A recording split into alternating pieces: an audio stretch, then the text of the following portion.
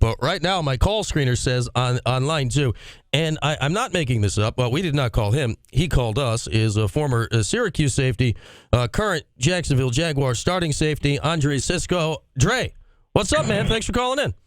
What's going on, B? How are you? I'm good. Good to hear your voice. What could be on your mind today, Dre, with everything going on around these parts? I mean, it's just tough. I'm reading Twitter, and I tried to ignore it at first, but I mean, it seems to be getting bigger and bigger and harder to swallow with the LeQuint situation. I hate for it to happen, especially to a young player like him. But I it's hard to keep seeing bad decisions being made by the university that doesn't benefit the program. And a lot, like for me, looking at all that we've done to have the program be seen in a positive light. When you let things like this get out and the light that it has, it makes it hard for recruiting and all those other things. Like, I mean, when I was there, we had incidents similar to what happened to LeQuint, like, pretty often. I mean, when I first got on campus, I was surprised how much stuff seems to get brushed over by the university because of their athletes and just to benefit and make sure that they're taken care of. But it's hard to watch this situation, especially where it's being handled by apparently like a student panel. Which I'm not 100% familiar with that situation, but like I said, it's hard to watch. Yeah, it sounds like the panel that was involved in it. There's some students, some faculty, and then there's an appeals process and many layers on it. And you did not overlap with LeQuint, Dre, so I don't know if you know him at all from a recruiting visit. But when you see something like this happen, how does it hit you as a former Syracuse player?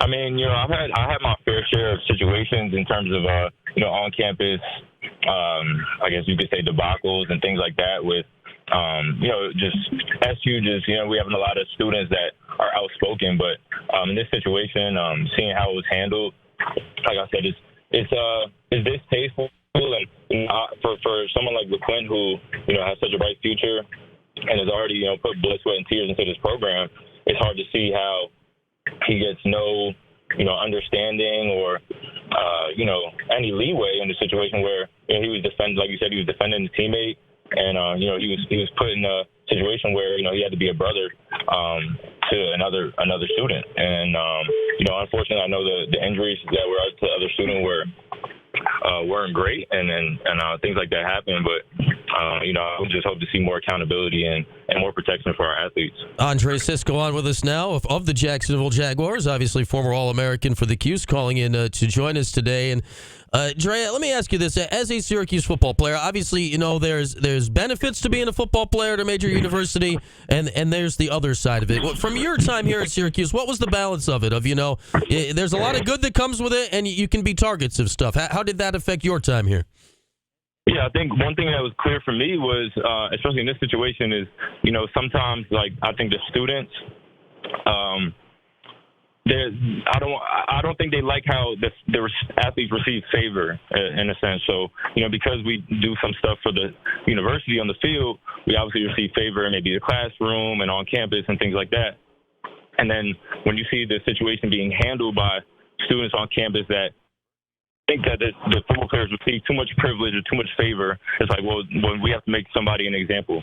And I feel like that's partially what's going on here is, students looking at the situation with, feeling like if they were in that situation, they might be kicked out of school, or they might be suspended for 2 semesters. So let's make an example out of this football player. It's kind of how it feels, honestly. And like I said, I'm an arm's length away from the situation, but just reading up on it, that's the first thing that comes to mind. Yeah, let me ask you this: like the football locker room may be on campus, it may be one of the more diverse groups of backgrounds that you're going to run into anywhere in Syracuse or anywhere on any major college campus, for that matter. Like from your time at Syracuse, so you look at LeQuint's background. He's from Millville, New Jersey. Like it's not necessarily the best place to grow up. When you look at guys with that background, how important is the opportunity to be at a Syracuse, to have a college scholarship, to do something different with their lives when they go back to that family environment? It's an unbelievable opportunity, and then you look at it, and you're only there for 2, 3, 4 years. I mean, with guys transferring and all that stuff happening, you have such a limited time on these campuses, and then when you add it up, you're going to get 7 to 8 semesters in total, and those semesters half of them are getting spent becoming acclimated from the environment you grew up in, and then getting used to being at a Syracuse where you have to be professional, you have to take care of yourself, you're independent. So, to get rid of somebody, he's probably going on his fourth or fifth semester, and put him in a position where now he has to learn this life-changing lesson over something that happens very often. Like I said, I don't think that's fair, and I don't think it makes sense to put your students and your athletes in that position. Yeah. I think it has to go to people that like the Wild Hack and people that understand the situation of the athletes. That the decision making has to go through them. They understand. They run the program, and obviously, a Wild Hack has to talk to someone in a different position, a different department. But I don't understand how you don't trust him to make the right decisions. Yeah, there seems to be a significant division of church and state between the athletic department and the rest of campus when it comes to things like this. And Dre, from your perspective, I recall when you showed up and, early that first semester, you came in, I don't say ready-made, but you came in acting as a professional almost already. That's unusual. When you notice that some of your teammates, as they mature going along, what's that process as you see guys, get it, I guess, during their time? It takes a while. I mean, some guys, I think as a coach, you're going to expect them to get it by junior year. And correct me if I'm wrong, that LeQuint's going into his third year. He was a freshman this year. I'm blanking if he was a redshirt or not. He's only 18. He's only 18 years old right now, so I think he's a true freshman. Wow. Okay. Yeah. So that's even crazier. I mean, it's going to take time. Like you would expect as a coach for your guys to be mature and understand the program by year 3. If any earlier, you're blessed. You have an opportunity to coach someone that's going to be able to have time to develop in your program, play for more than 2 to 3 years, and then contribute. But I mean, in this situation, you're expecting guys to. It's going to take them a year or two to even get used to being independent. Yeah, I mean, it's a whole new world. It's a whole new world. It's not everybody on the football team, but it's a whole. And again, not that you should get off scot-free on things, but it's how it plays in. Andre Cisco, a surprise guest, just calling in to join us today. Dre, before I let you go, I got to ask you about your life and your career down there with the Jags. You had the wild playoff win last year. How's things with you, man? What's it shaping up like this year for Jacksonville?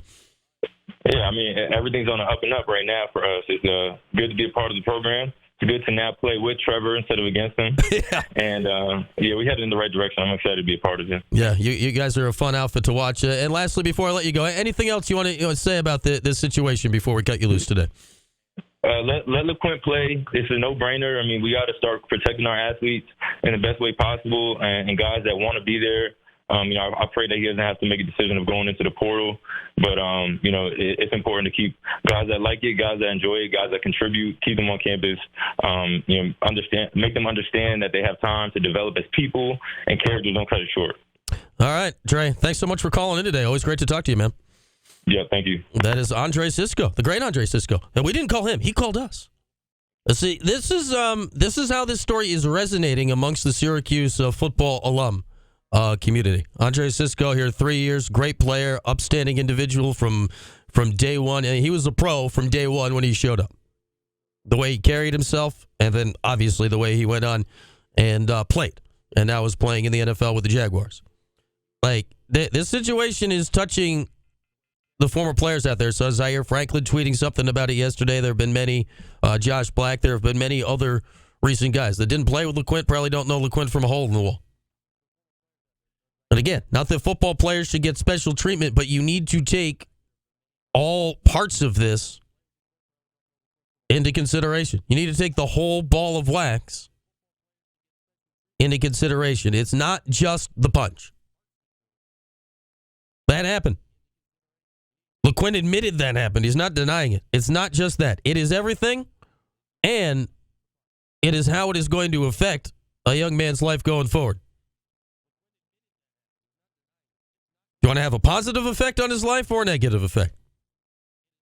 And that is a choice that is going to be actively made by people at Syracuse University in the coming weeks. Do you want to be positive or negative? With that, we'll take a break. When we come back, Michael Cohen, formerly of Syracuse.com, formerly of lots of NFL coverage with the Bears and the Packers, currently a college football and college basketball writer with Fox Sports. He'll join us to talk about the wild and wacky world of, guess what, college football recruiting. The Orange actually got somebody from LeQuint's high school earlier this week. We'll talk to Mike when we come back after this. It's QSportsTalk.com and ESPN Radio.